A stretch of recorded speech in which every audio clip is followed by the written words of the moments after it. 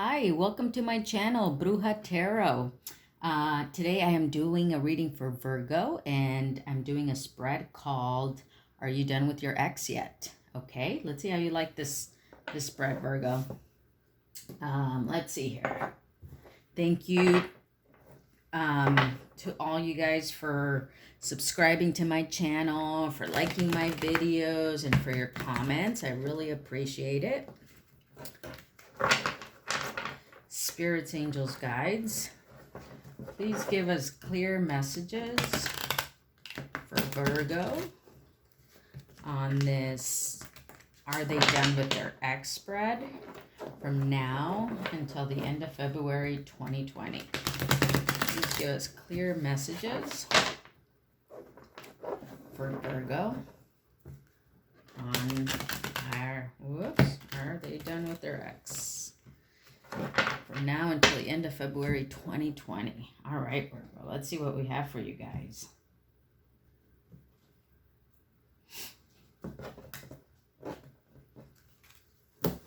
All right, here we go.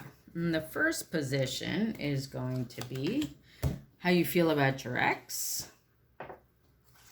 how your ex feels about you, what you need to leave behind, what you don't see coming, and are you done yet? The bottom of the deck is the Wheel of Fortune and the Tower.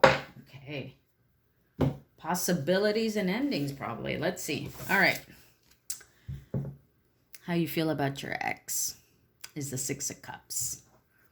When I saw this card, it made me want to go, aw. I think you're missing them. I think you're maybe nostalgic for a time when you guys were together. You're probably thinking about them quite often. I think this is also a card about kind of wishing you could be with them again, or wishing you could see them at least.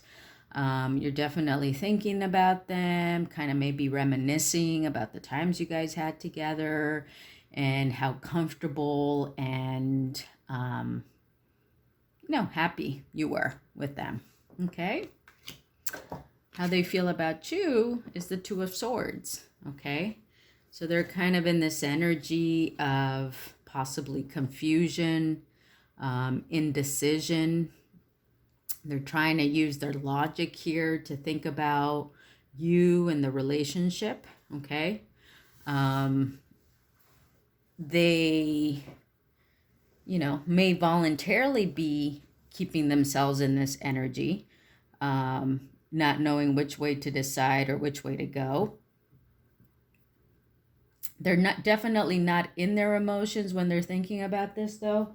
With the Two of Swords, it's an energy about trying to use logic and trying to rationalize any decision they might be making about you. Okay? And what you need to leave behind is the Three of Swords. I saw this while I was shuffling. The Three of Swords. So what you need to leave behind is the heartache. Okay? You need to leave behind the heartache, the pain that you felt with this, because it's holding you back. Okay? How, like right now, for some reason, it just made me think the way the swords are in the heart is just keeping it in this one spot, kind of locked in, right? So this heartache is keeping you just kind of frozen and unable to move forward. Okay. So what you need to leave behind is any pain that this relationship might have caused you, any sadness. Okay. Any kind of longing sensation or wishing you still were with them. All of that you need to let go of. Okay. What you don't see coming is the Ace of Swords. Okay. So the Ace of Swords is about clear communication, something new. Okay. Something very clear coming to you. Okay. because this is in the position of, you know, what you don't see coming, because this is a sword, this could be, you know, a person coming to you. They could be an air sign, okay? They could be Gemini, Libra, Aquarius, okay, if that makes sense to you. But definitely something new, something very decisive is coming towards you, okay? Possibly a new beginning of some sort. It could also be that with the Ace of Swords, what you don't see coming is you having a new perspective on this situation, okay? It could be new opinions, new ideas that you have, okay? It could also be just, you know, you evolving in some way, okay? Because the Ace of Swords is evolution. It's newness, but it's also evolution. So it could just be that, you know, that you are looking at this in a different perspective, okay? And that you're coming forward with something new. You're looking at things in a new way, okay? That's what you don't see coming. And you probably don't see this coming if you're still kind of stuck in this Three of Swords energy, okay? If you're still kind of stuck here, it's keeping you from getting to this Ace of Swords, okay? This new way of thinking, this new way of being in your life, okay? And are you done yet? Is the Five of Swords, okay? With the Five of Swords, I'm sorry, not the Five of Swords, the Five of Wands, what you're... this is a card of continuing to battle, right? Continuing to be in conflict. You know, I've heard of it referred to as also, you know, pettiness, or just continuing to be in a battle that probably you don't need to be engaged in, okay? Yeah, you could also just see it as you continuing maybe to play this game with your ex here, you know.